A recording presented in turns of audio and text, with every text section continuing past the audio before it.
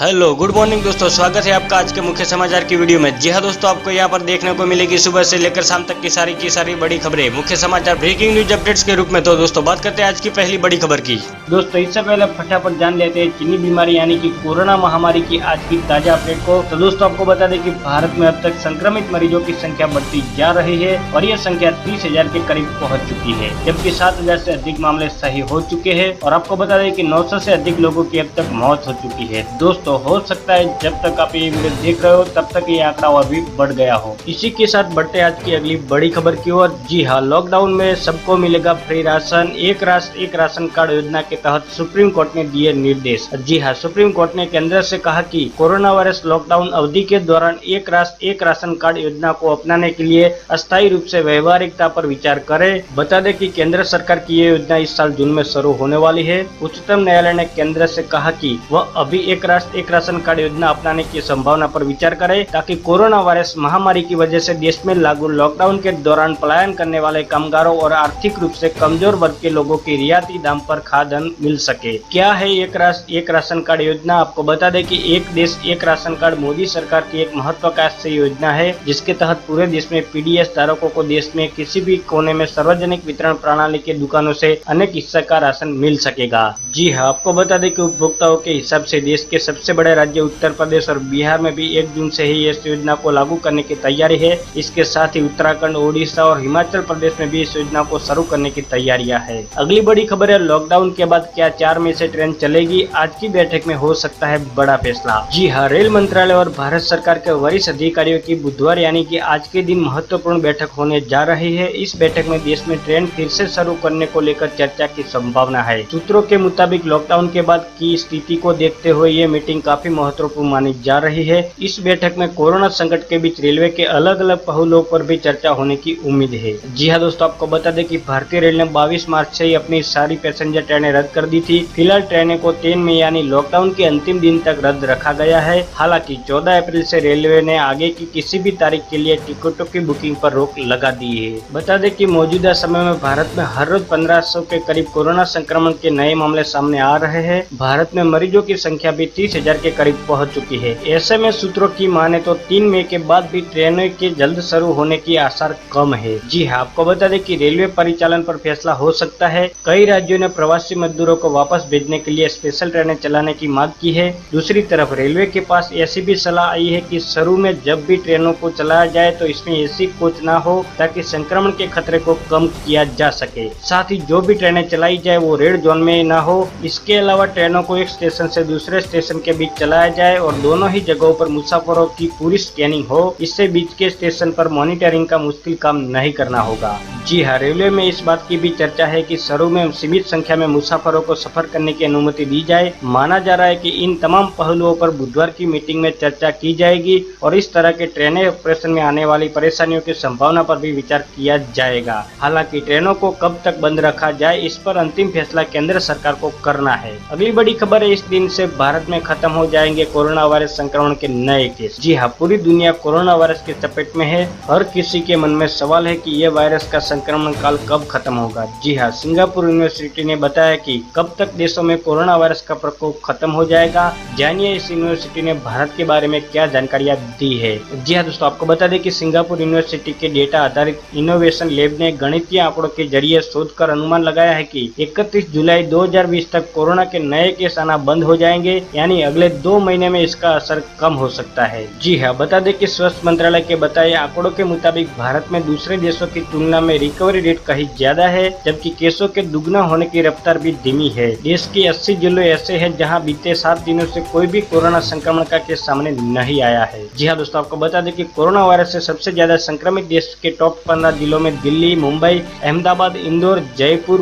पुणे, हैदराबाद जैसे कई बड़े शहर शामिल है। अगली बड़ी खबर है, बुलंदशहर में 2 साधुओं की हत्या पर एक्शन में सीएम योगी, प्रशासन से मांगी रिपोर्ट। जी हाँ, उत्तर प्रदेश के बुलंदशहर में 2 साधुओं की हत्या के मामले में मुख्यमंत्री योगी आदित्यनाथ ने एक्शन में आ गए हैं। सीएम योगी ने घटना की निंदा करते हुए जिला अधिकारी और एसएसपी से रिपोर्ट तलब की है। अनूप शहर कोतवाली के पोगोना गांव में सोमवार रात 2 साधुओं की धारदार हथियारों से हत्या कर दी गई थी। जी हाँ, आपको बता दें कि सीएम योगी ने घटना का संज्ञान लेते हुए जिला अधिकारी, एसएसपी और अन्य वरिष्ठ अधिकारी को तत्काल मौके पर पहुंचकर घटना के संबंध में विस्तृत आख्या देने हुए हुए दोषियों के विरुद्ध सख्त से सख्त कार्यवाही सुनिश्चित करने के निर्देश दिए हैं। इस मामले में एक आरोपी को ग्रामीण ने पकड़ लिया था। अगली बड़ी खबर है, साधुओं की हत्या पर भड़की प्रियंका गांधी, योगी सरकार से की कार्यवाही की मांग। जी हां, उत्तर प्रदेश की बुलंदशहर में 2 साथियों की निर्मम हत्या पर कांग्रेस महासचिव प्रियंका गांधी वाड्रा योगी सरकार पर निशाना साधा है। प्रियंका गांधी ने निष्पक्ष जांच करके कार्यवाही की मांग की है। जी हां, आपको बता दें कि प्रियंका गांधी वाड्रा ने कहा कि अप्रैल के पहले 15 दिनों में उत्तर प्रदेश से 100 लोगों की हत्या हो गई है। 3 दिन पहले एटा में परचौरी परिवार के 5 लोगों के शव संदिग्ध परिस्थिति में पाए गए थे। कोई नहीं जानता उनके साथ क्या हुआ। आज बुलंदशहर में एक मंदिर में सो रहे 2 साधुओं को बेरहमी से मौत के घाट उतार दिया गया। बता दें कि कांग्रेस महासचिव प्रियंका गांधी वाड्रा ने मांग की है ऐसे जघन्य अपराधों की गहराई से जांच होनी चाहिए और इस समय किसी को भी इस मामले का राजनीतिकरण नहीं करना चाहिए। निष्पक्ष जांच करके पूरा सच प्रदेश के समक्ष लाना चाहिए, ये सरकार की जिम्मेदारी है। अगली बड़ी खबर है, स्वास्थ्य मंत्रालय ने कहा कि मई तक भारत में बनने लगेगी टेस्टिंग किट, रोजाना होगी 1 लाख टेस्ट। जी हाँ, कोरोना वायरस महामारी की जांच के लिए चीन से मंगवाई गई टेस्टिंग किट ने धोखा दे दिया है। इसके बाद अब भारत ने अपने यहाँ पर ही टेस्टिंग किट बनाने पर काम शुरू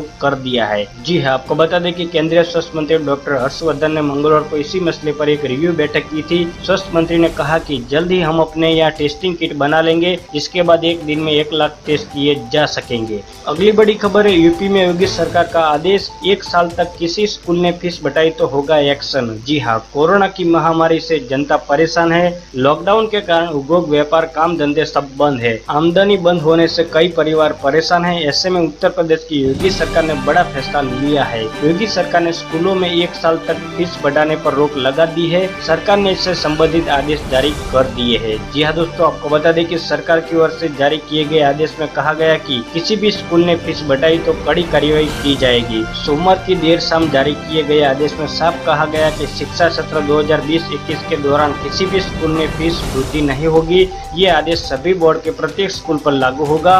जी हाँ दोस्तों, आपको बता दें कि इस संबंध में प्रदेश के डिप्टी सीएम और शिक्षा मंत्री दिनेश शर्मा ने कहा कि अगर किसी पहले ही बढ़ी हुई फीस ले ली है तो उसे आने वाले महीनों में एडजस्ट करना पड़ेगा। अगली बड़ी खबर है, राहुल गांधी का मोदी सरकार पर बड़ा आरोप, बोले आरबीआई की बैंक चोरों की लिस्ट में बीजेपी के दोस्त। जी हाँ, कांग्रेस के पूर्व अध्यक्ष और सांसद राहुल गांधी ने मोदी सरकार पर बड़ा हमला बोला है। राहुल ने सरकार पर बड़े बैंक डिफॉल्टर के नामों को छिपाने का आरोप लगाया है। संसद में अपने पूछे गए प्रश्न का जिक्र करते हुए राहुल ने कहा कि अब रिजर्व बैंक ऑफ इंडिया ने नीरव मोदी, मेहुल चोकसी सहित भाजपा के मित्रों के नाम बैंक चोरों की लिस्ट में डाल दिए हैं। जी हाँ दोस्तों, आपको बता दें कि राहुल गांधी ने ट्वीट करके कहा कि संसद में मैंने एक सीधा सा प्रश्न पूछा था, मुझे देश के 50 सबसे बड़े बैंक चोरों के नाम बताइए। वित्त मंत्री ने जवाब देने से मना कर दिया था। अब आरबीआई ने नीरव मोदी, मेहुल चोकसी सहित भाजपा के मित्रों के नाम बैंक चोरों की लिस्ट में डाले हैं, इसलिए संसद में इस सच को छुपाया गया था। अगली बड़ी खबर है, फिर डोनाल्ड ट्रंप ने दी धमकी, कोरोना को फैलने से रोक सकता था चीन, हम जांच कर रहे हैं, समय आने पर बताएंगे। जी हाँ, महामारी कोरोना वायरस को लेकर दुनिया के 2 सबसे ताकतवर मुल्क अमेरिका और चीन आमने सामने आ गए हैं। हालात इतने बिगड़ गए हैं कि अमेरिकी राष्ट्रपति लगातार चीन को खुली चेतावनी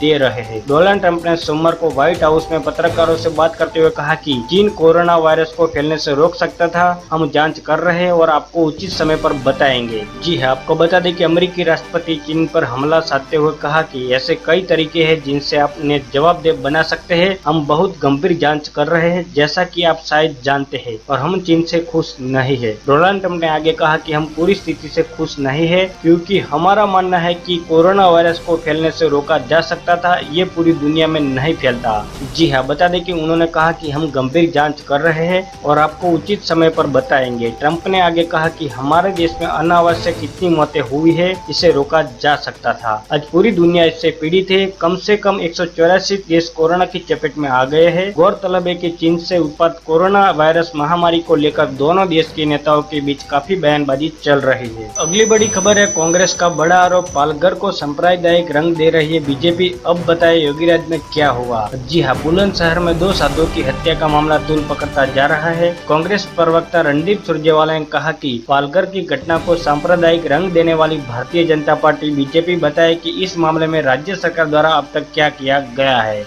इस पर सरकार स्पष्टीकरण दे। जी हाँ, आपको बता दें कि कांग्रेस प्रवक्ता रणदीप सुरजेवाला ने कहा कि एक मंदिर में 2 साधुओं की हत्या की घटना पहली नहीं है। योगी सरकार में ऐसी घटनाएं हो रही है। यही बीजेपी पालकर की घटना को सांप्रदायिक रंग दे रही थी। अब बताएं कि योगी राज्य में क्या हुआ, इस मामले में योगी सरकार ने अब तक क्या किया गया है। अगली खबर, मौसम विभाग से अगले 24 घंटों में फिर बदलेगा मौसम, इन राज्यों में भारी बारिश की संभावना। जी हाँ, देश भर के मौसम का मिजाज पिछले कुछ दिनों से बार बार बदल रहा है। दिल्ली, एनसीआर समेत उत्तर भारत के कई इलाकों में पिछले 3 दिनों में जमजम बारिश हुई है। इसी बीच मौसम विभाग ने अनुमान जाहिर किया है कि वेस्टर्न डिस्टर्बेंस यानी पश्चिम विक्षोभ के चलते कई राज्यों में फिर बारिश हो सकती है। जी हाँ, बता दें कि मौसम पूर्वानुमान एजेंसी स्काईमेट के अनुसार अभी आधी बारिश का खतरा टला नहीं है। मौसम विभाग के मुताबिक देश के कई राज्यों में अगले 24 घंटों में यानी कि 28 और 29 अप्रैल को तेज आंधी के साथ बारिश होने की संभावना है। इसके साथ ही पूर्वोत्तर इलाकों में भारी बारिश का अनुमान है। आपको बता दें कि मौसम पूर्वानुमान एजेंसी स्काईमेट के मुताबिक हिमाचल प्रदेश और उत्तराखंड में हल्की मध्यम से बारिश हो सकती है,